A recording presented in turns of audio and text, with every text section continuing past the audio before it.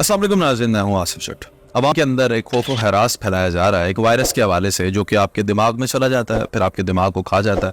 अगर आप swimming pool में नहाते हैं, नहरों में नहाते हैं, फ्रेश पानी में कहीं नहाते हैं, तो निगलेरिया नामी कहा जा रहा है कि एक वायरस है जो आपके दिमाग को खा जाता है। तो सबसे पहली बात यह है कि ये वायरस नहीं है, इसको वायरस नहीं कहा जा सकता, इसको अमेबा कहते हैं। ये यूनिसेलुलर है, यानी इसको एक होस्ट चाहिए, एक जिस्म चाहिए, एक बॉडी चाहिए जिसके अंदर जाके एक्टिव हो जाता है और फिर ये अपना काम करना शुरू कर देता है। क्योंकि अवाम के अंदर इसको लेकर खौफो हरास है, हमारी टैंकियों में कहीं आ जाएगा, ये हमारे स्विमिंग पूल्स में आ जाएगा, जो पानी गुजरता है पीते हैं उसमें आ जाएगा। तो इससे मुतालिक अभी तक की जो लेटेस्ट इन्फॉर्मेशन है, जो मालूमात है, वो इस वीडियो में मैं आपको बता रहा हूँ और आप इसे अपने अजीजो कारिब तक जरूर शेयर कीजिएगा। सबसे पहली बात तो ये है कि ये पर्सन टू पर्सन ट्रैवल नहीं करता, यानी एक आदमी से दूसरे आदमी को नहीं लगता। इस बात से तो आप बेफिक्र हो जाएं कि किसी को होगा तो उससे मिलने से, हाथ मिलाने से आपको हो जाएगा। लेकिन अगर किसी शख्स को है और वो उसी पानी में नहा रहा है जो पानी रुका है, यानी किसी स्विमिंग पूल के अंदर है और उसी पानी में फिर आप भी नहाते हैं, तो इम्कानात हैं कि आपको भी ये वायरस हो सकता है। लोगों को ये भी लगता है कि नया वायरस है और लाहौर में आ गया, तो ये नया वायरस नहीं है, सन 1965 का वायरस है और ऑस्ट्रेलिया में सबसे पहले आया था।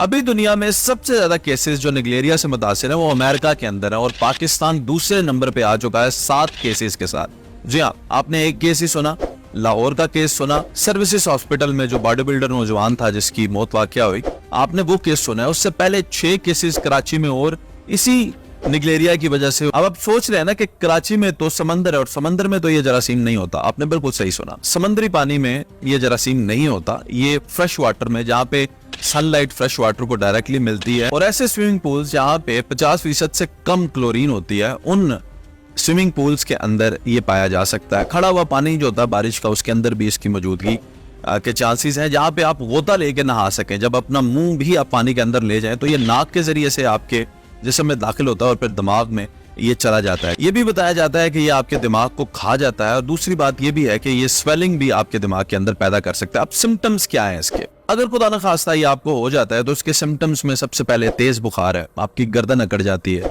आपको वॉमिट होती है, आपका विजन धुंधला हो जाता है और बहुत शदीद आपको सर दर्द भी होता है। ये इसके सिम्टम्स है। ये वायरस जुलाई में पैदा होता है जी, उसके बाद अगस्त, सितंबर और अक्टूबर तक इसकी उम्र है और यही सख्त गर्मी के महीने होते हैं। और इन्हीं महीनों में हमारे गरीब अवाम जो है वो घरों से बाहर निकलते हैं, नहरों में नहाते हैं, बारिश के पानी में नहाते हैं। और बारिशों का भी यही मौसम है, आप गौर करें। और बारिशों के फ्रेश पानी के अंदर जहाँ पे सनलाइट डायरेक्ट एक्सेस होती है, वहां पे ये जरासीम पाया जा सकता है। अब इस जरासीम को लेकर जो सबसे खतरनाक बात है वो ये है कि इसकी रिकवरी के चांसेस सिर्फ 3% हैं। अगर 100 लोगों को ये बीमारी लाहक हो जाती है तो उसमें से सिर्फ 3 लोगों के बचने के चांसेस है, 97 लोगों की मौत वाकया होने के चांसेस ज्यादा है। अगर खुदा ना खास्ता किसी को ये जरासीम जो है उसके दिमाग में एंटर हो जाता है तो उसके बाद उसके पास जो दिन बचते हैं वो तकरीबन 8 से 10 दिन होते हैं और 8 से 10 दिनों में या तो ये आपके दिमाग को खा जाता है और या फिर स्वेलिंग इतनी पैदा हो जाती है कि इंसान की मौत वाकया हो जाती है। अब क्योंकि अवाम में खौफ व खैरास है और लोग ये समझते हैं कि हमारी टैंकियों में ही आ जाएगा, पीने वाले पानी में आ जाएगा, और अगर आपके पास वो वाटर सप्लाई का पानी है तो जाहिर है कि उसमें चांसेस हैं। और आप ऐसी जगहों पे जाके जहाँ पे आप वजू करते हैं वो टैंकियां होती हैं, तो आपने करना क्या, इसमें ज्यादा घबराने की जरूरत नहीं होती। आप क्लोरीन का इस्तेमाल करें, गोलियां डालें क्लोरीन की आप अपनी टैंकियों के अंदर और बचें। और नहरों पे नहाने से तो वैसे भी बचें यार, आप जानते हैं वो पानी पता नहीं कहाँ से आ रहा होता है, तो आप अननेसेसरी नहरों में तो वैसे भी ना नहाया करें। अब एक और अफसोस की बात यह है, मुझे जो कंसर्न है वो ये है कि हमारे गरीब आवाम के पास होता ही क्या है, वो बेचारे नहरों पे नहा के ही अपनी गर्मी दूर कर लेते हैं, बिजली तो उनको मिलती नहीं है।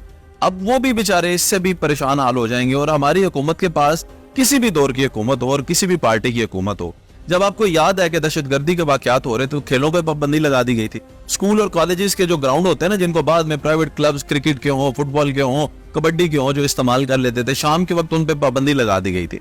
आप ग्राउंड अपने आपने वीरान कर दिया, अस्पताल आपके आबाद हो गए, लोग मंशियात पे नौजवान लग गए। आप उसको ठीक नहीं किया, आपने ये नहीं किया कि उनको सिक्योरिटी प्रोवाइड करें और बच्चे अंदर खेलें, आपने उन पे ताले लगा दे, ग्राउंड्स बंद कर दिए। अब ये क्या करेंगे, ये स्विमिंग पूल जो है उनको बंद कर देंगे। अब ये क्या करेंगे कि आपके दरियाओं पे नहाने पे पाबंदी आ जाएगी, फला जगह पे पाबंदी आ जाएगी, लेकिन ये इसका हल नहीं करेंगे। और हल कर भी क्या सकते हैं आपके पास कहाँ पे इतनी टेक्नोलॉजी है कि आप इसकी वैक्सीन बना लें? और अगर आप बना लें तो दुनिया में आपका कितना नाम होगा। अमेरिका को आप वैक्सीन देंगे और जो लोग इससे मुतासिर होंगे वो बहुत जल्दी जो है वो सेहतियाब हो सकते हैं। और इस पे कंट्रीब्यूट करना चाहिए, बजाय इसके कि आप हर चीज को बंद करेंगे। मैं तो ये इल्तमास करूंगा हुकूमत से कि सर जोड़े और अपनी रिसर्च टीम बनाएं और इसकी वैक्सीन बनाएं, ताकि जो पाकिस्तान में लोग आने वाले दिनों में इस जरासीम से मुतासिर हो, फौरी उनका इलाज हो सके।